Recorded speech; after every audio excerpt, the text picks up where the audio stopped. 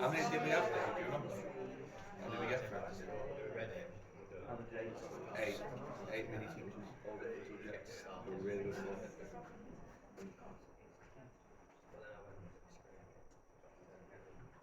Hello. Hi. So lastminute.com, Dave asked me to do learning breakfast. But I gave him a week. but based on recommendation from one of my fellow colleagues. So thanks Mike for putting this idea out so that he could do it. So originally I got asked to do it about the spinning wheel that's been on the board behind you, which I'll go through in a bit, but there was a few things that I kind of wanted to tweak before I got to there. So I don't know about everyone else, but I'm finding at the moment there's a massive battle with students on certain standards and expectations and whatever. So I thought what I'll try and do is I'll try and do two parts to my learning breakfast. So I've done it about consistency and getting that right, and then having a bit of spontaneity. So I've used this quote. That was the quote that I used for my PGC. So teaching me 25% planning and 75% theatre, because effectively we're all performers in a way. So we've got to think of ways in which we're going to get our customers, our students, to pass exams, write assignments, want to turn up. So you've got to kind of put your enthusiasm and everything in there so that people will listen to you. So everyone comes here at Learning Breakfast today. I'm not going to teach you anything new because I'm not. I'm not going to show you anything new. I'm just going to give you some ideas. So, Don't Smile Till Christmas is a classic one that probably Dave's telling all of the PGC students in terms of setting their vigour. But when people are doing PGC, they say you've got to set your stall out to attack from the start. One of my fellow colleagues also said that I need to be on the level of the students.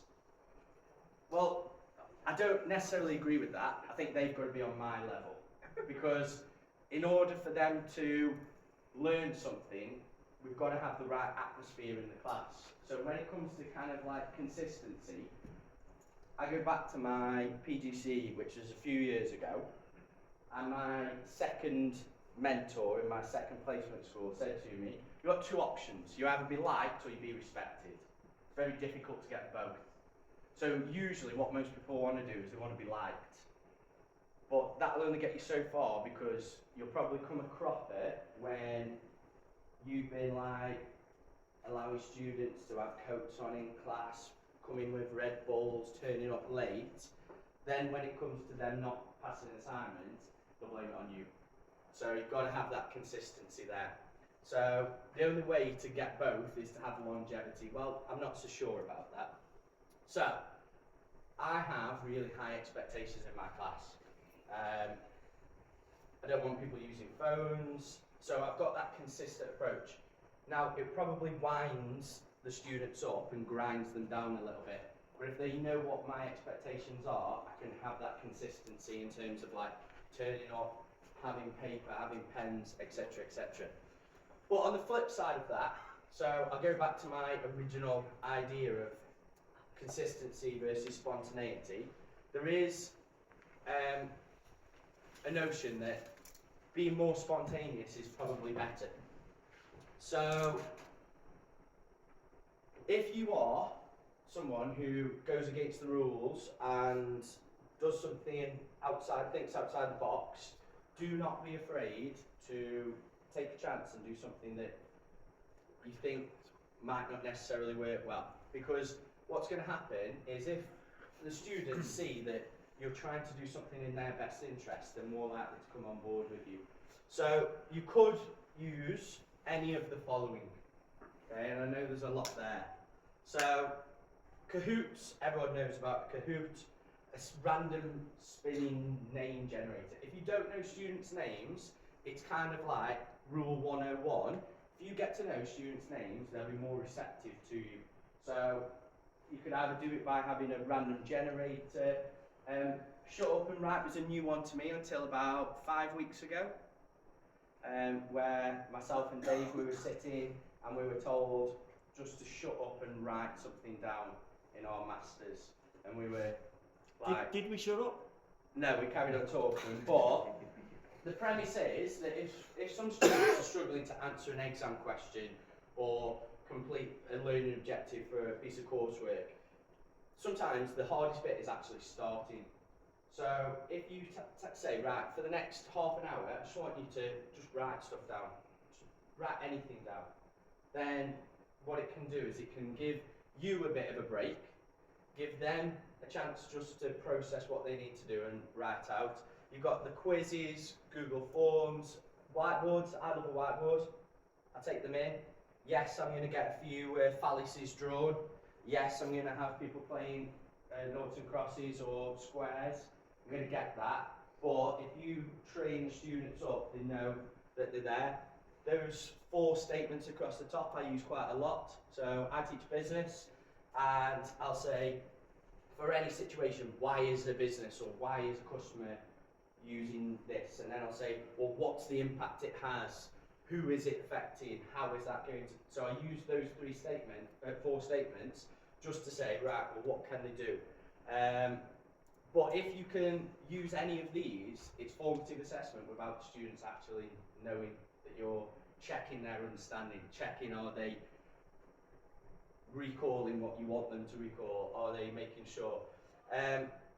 So finally is my spinning wheel, because this is the reason I got asked to do Learning Breakfast. So all it is a PowerPoint deck, PowerPoint slides, and they're all editable.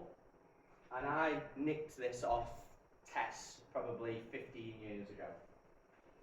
And all it is you can select and change the parameters of any of the sections of the spinning wheel. So here I've got 3 options, and I've got create 3 questions, write a tweet, do some word association. And as most people have seen as I came in, you can have that spinning. This is where the spontaneity comes in, because I don't know what it's going to land on. I haven't got a clue. So I have to be confident in what I'm delivering, have to know what I'm delivering. And what I'd do is I would pick someone in my class and I would randomly pick them and I'd go, Adam, can you please tell me when to, or get them up and go, hit stop. Stop. So, I might say, right, at the end of the lesson, we're going to write a tweet of what you've learned today. Something completely random, okay? And I might do a couple of these exercises. What I might do is I might start it off at the start of the lesson by going to do 2 of these at the end. And I don't know what they're going to be. So if it does land on an exam question, or they've got to complete an exam question, I've then got the time in my lesson to find one that is suitable. Create a revision card of what they've done in that session if it is a theory-based lesson. So you can change this to whatever you want and have that element of spontaneity at the end of your lesson as something as like a plenary activity or something that sums up what you've done with whatever parameters you want to put on there. So I've been using a lot of the brainscapes from last week. I've been trialling them out. Don't be afraid to try anything out, because at the end of the day, it's not about us, it's about the learners and giving them the best experience. So if they can utilise technology or different ways of doing things, just trial it. But what Dave's asked is asked me to email this out, and I will do, and then you can edit it to whatever you want, and just have a little play around with it. It kind of makes you think on your feet as well. Don't plan too much. Try and make it so that what are the learners going away with? Do you know that? But effectively, it's having a bit of spontaneity in your classes and having a little bit of fun. Because at the end of the day, if you're just talking at students for 2 hours, then they're going to get bored of hearing you. Well, they definitely get bored of hearing me.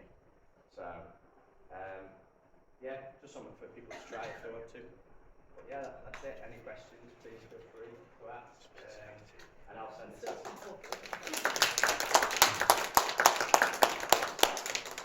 Thanks, Martyn. It doesn't work on Google Slides, does it? I'm gonna try it and see if I can get it to work in Google Slides because No, apparently it doesn't. Yeah, so I stole this many years ago. I didn't create it.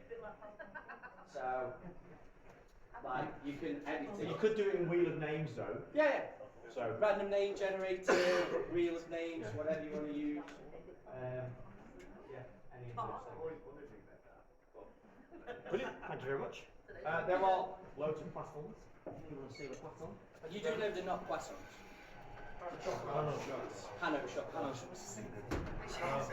it's not. Never say that to a French. It annoys me as well, but I'm Right. I'm sorry I've upset everyone with the incorrect description. I don't know of the how Hano shop you can wear them wigs every. That's because I look good in them.